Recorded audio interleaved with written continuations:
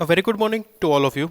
Myself, Professor Dhaval Chandrana, and we are continue on our cyber law and ethics subject. In part of this subject, we will discussed a unit number 3, cyber law and related legislations.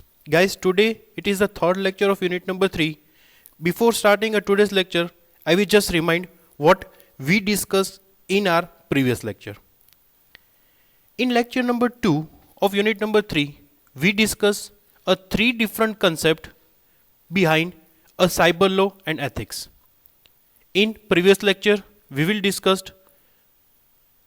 how to register a domain name, what is a domain name, if you are selecting any particular domain name, then what was the different criteria you need to remember those things, then what are the different disputes is created if you are selected already registered domain name from some of the registered company. So in previous lecture we already gone through these kinds of concept about a domain name and its different disputes. Guys, today it is a important concept of unit number 3 which we are discussing in now or today's lecture is electronic database and its protections, and as well as we will discuss some of the sections which is provided in form of electronic database and its protections. So today we will start with the concept behind what is the use of electronic database and how to protect those kind of data which should be stored in form of a software copy, or we can say in concept of electronic data. Maintaining of database is not a much difficult task as maintaining its integrity. So in this era, the most concerned debates is going to innovate a perfect method of data protections. It is the right thing which we know that the collections of data or managing of data is not a tedious task or difficult task, but the integrations behind which data is more preferable for the client, for the business, and for the new innovation, it is the most difficult things. So collections of data is not a difficult task, but which data is important, it should be a very difficult to find out because a data is a larger amount of informations. With the advancement in a technological development, that took a place in the transitions in the standards of crimes, because we have lots of data and we discussed already that what are the different crimes happen if we are using some of the data which already published by some of the person, by some of the organizations, like in form of intellectual properties or intellectual rights. We already gone through three different concepts: copyrights, patents and trademark. So if we are using those kind of data which is already published by some of the persons, then it should be one of the crime. In this present era, most of the crimes are being done by the professionals through the easiest medium, computer and electronic gadgets, because we are discussing a cyber crime, and whenever we discuss a cyber crime, it is a part of cyberspace, and we already know that what is a cyberspace. A cyberspace is nothing but the collections of computer as well as computer network through which we can transmissions or data or any kind of informations. It is concept behind a cyberspace, and whatever the crimes happen within the cyberspace, it is nothing but a cyber crime. Just by the single click, the criminals are able to get a secured informations through a different algorithm like encryptions, compressions, password protected data and lots of things. The lust of information is acting as in the crystal or catalyst in the growth of a cyber crimes, because lots of informations are available on a publicly freely available on internet, but which data we are using or which data it is not required to use. If we are using some of the data, then what was the procedure, we didn't aware about those kind of information. That's why a crime is happening. It is a very big headache for the business houses, financial institute and the governmental bodies so as to give us adequate protections to their huge database, because we know that whatever mentions in this particular paragraph, they have a lots of informations because they have stored lots of client data, and the first priority about our data protection is they have saved a particular data as per the requirement, but they are not providing as much as security as clients is required. In this absence of any particular strategy, law related to the data protections, the miswritten and gaining expertise in the work day by day, because it is the most prior thing nowadays, because we have taken a client data but we are not providing a security as much as required. So now a data is already available for this complete requirement, but we are now on those kind of phase where we need to provide a protections about those data which is provided by the clients. Second things which we discussing in this particular video lecture is electronic database protections, because we already have a lots of huge amount of data. Now a most prior thing is how to protect those data and how to use those data as per a requirement. So be alert to impersonate. Impersonate is nothing but to make sure you know who is getting your personal or financial informations. Without any kind of information, you don't provide any kind of personal data as well as your financial data. Means you don't submit blindly your personal as well as financial informations. Lots of advertisement they have provide that, or they can tell you that if you are submitting those kind of data, then what was the procedure, how they can use your data, what kind of informations they are required from you, and what kind of use your data whenever they asking. Don't give out a personal information on the phone, through the mail or over the internet unless you have initiated the contact or know who you dealing with. Because if you are sending or providing informations regarding your personal and financial informations through any of the mediums, at that time you didn't getting where your data will be stored, where your data will be used, because they are not defining a clear usability of your informations. That's why I will just mention that don't give out a personal information on this phone, mail or internet unless you are not initiated or you didn't aware about those kind of data is where and who can use it. If a company that claims to have an NA account with you sends email asking for the personal information, don't click on this link in the email. Guys, it is the things which we are discussing, how to protect our data or our personal informations. Then what are the different cases we need to aware about this? And one of the case, if someone who can send a mail for providing a personal or financial information about those particular link, then please don't click on this link because it may be a hacker. Safely dispose of personal information. It is the most important things nowadays. You need to must be remember those things.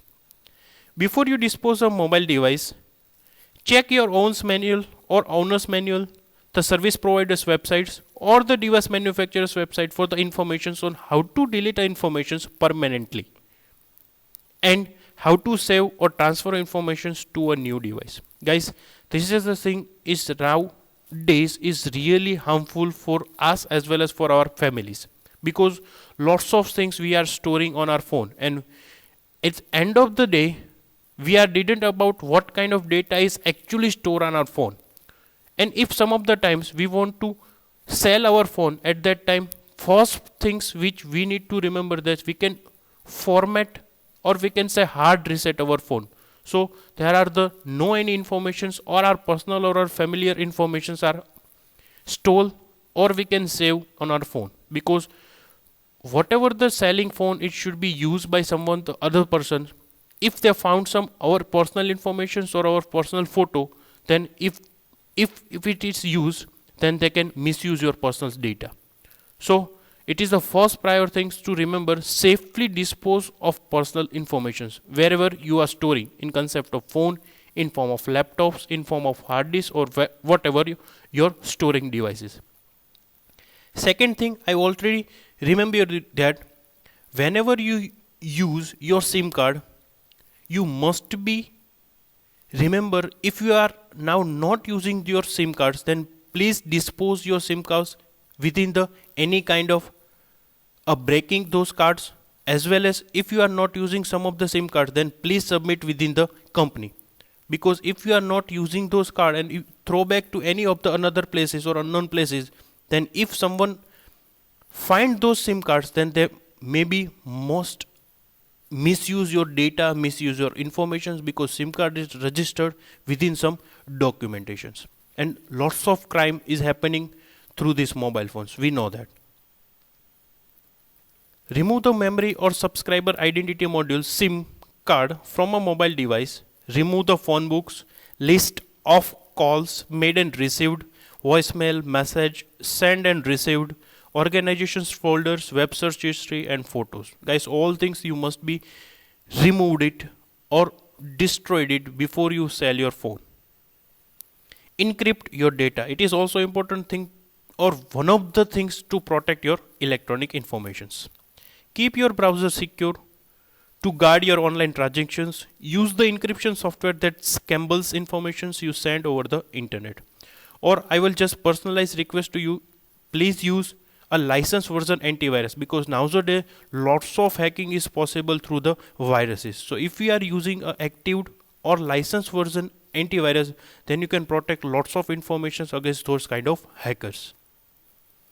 A lock icon on the status bar of your internet browser means your information will be safe when it is transmitted. Like if you see any search engine in URL, on a left hand side you find some lock icons. So it means that through this website, whatever data it should be transferred from your computer to browsers and browser computer to your servers, your data must be in a secure manner. So follow those only sites who can provide an icon like a lock. Look for the lock before you send a personal or financial information online. So you must be aware about those things. If you are finding some of the things which we are discussing in this particular lecture, then you can easily protect your personal as well as your financial data. But first you need to remember those things which we are discussed now. Keep passwords private. Use strong password with your laptops, credit, bank and other accounts. Be creative, think for the special phrases, and use the first letter of each word as your passwords. Substitute numbers for some words or letters. Guys, these things is already provided nowadays in all the banking financial websites, because on the particular passwords, on the particular criteria, you need to set a particular passwords, and its criteria is very difficult. You must be use one of the capital letter, small letters, special symbols and digital. So it's a combinations of all the things. Your password must be a higher protected or higher passwords is must be a private. Then you don't share passwords, OTP with some of the friends, some of the family members or some of the colleagues, because they may be misuse your personal information when you are didn't about those kind of data or your transactions. For example, I want to see the Pacific Oceans could become a 1W2CTPO. I it's become 1, want first getter is becomes a W, 2 it's become transferred to digit 2, C the specific ocean, C SW is transferred for C, the it's registered with the T, Pacific take a P character of first letter and ocean taking of O. So think of a special phrases and use the letter, or we can say first letter of each word as your password. So you just remember those line, and based on those particular line, select a first character of the specific letter. So your protection, or we can say your password is must be a secure as well as a private. Don't overshare on a social networking sites. Guys, these things is a really harmful nowadays, because we are using a lots of social media like Facebook, Instagram, and lots of available free websites through which we can provide our personal information to all those users without any kind of hesitations. But please don't overshare on a social networking sites, because if you are sharing your informations on a social networking site, lots of users are just only because of those kind of information, and they are using or they are misuse your informations. Like if you share that we are on our vacations, means you definitely provide the information our home is alone without any kind of person, and if they are using those informations, then they can theft your home, they can provide those informations to those people who are doing those kind of activities. So please don't overshare on social networking sites. If you post too much information about yourself, and the identity theft can find information about your life, use it to answer challenges questions on your account and get access to your money and a personal information. Guys, I will just also remind you, don't share any kind of money related information on any social media, because it is very dangerous to you as well as your family members. Considering limitation access to your networking page to a small group of peoples, never post your full name, social security numbers, address, phone number or account number in a publicly accessible sites.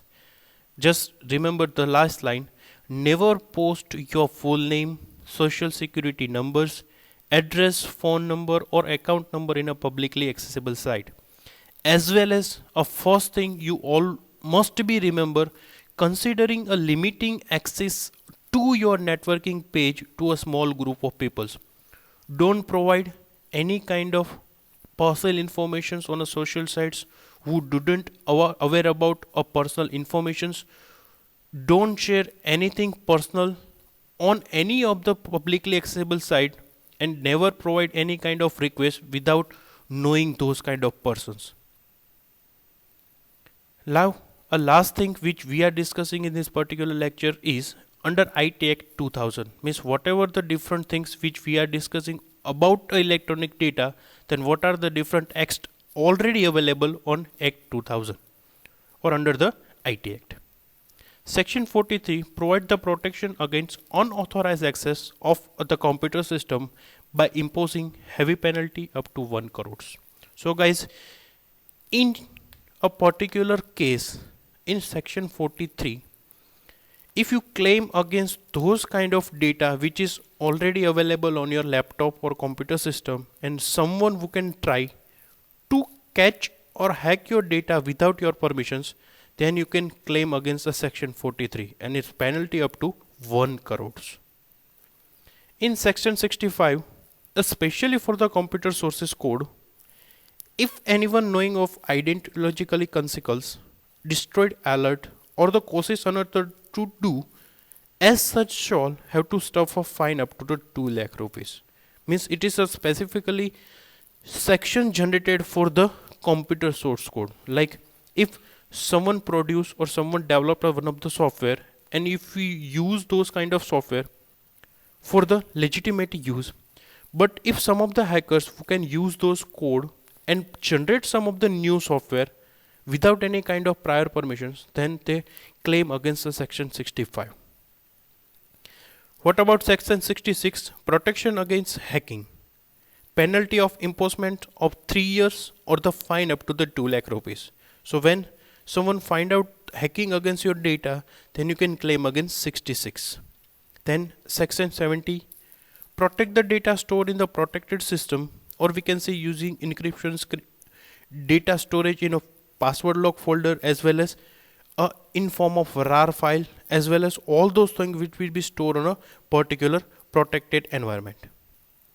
Punishment of enforcement for any access or attempt to secure access of that system in conversations, or may be extended to 10 years.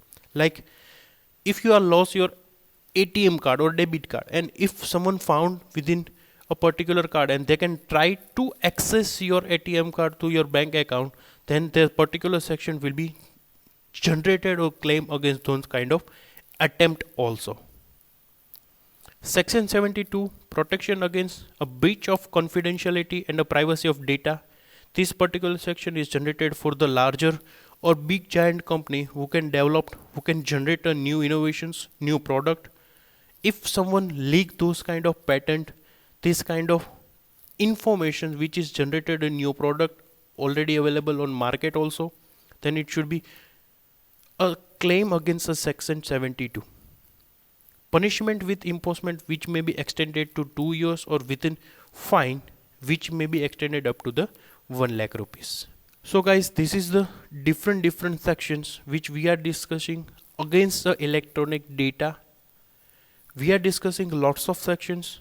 through different cases, and now you are clear about what are a different claim or what are the different section is available against those kind of activity which we are doing in concept of electronic data.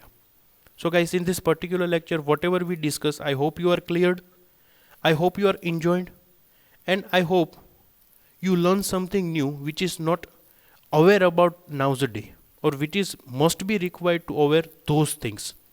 In this particular lecture, we will discuss what is electronic data, how to use electronic data, then we will discuss how to protect the electronic data, and later on we will discuss a different act provided under the IT Act 2000 against the electronic data. I hope you are clear and enjoyed my lecture. Thank you so much.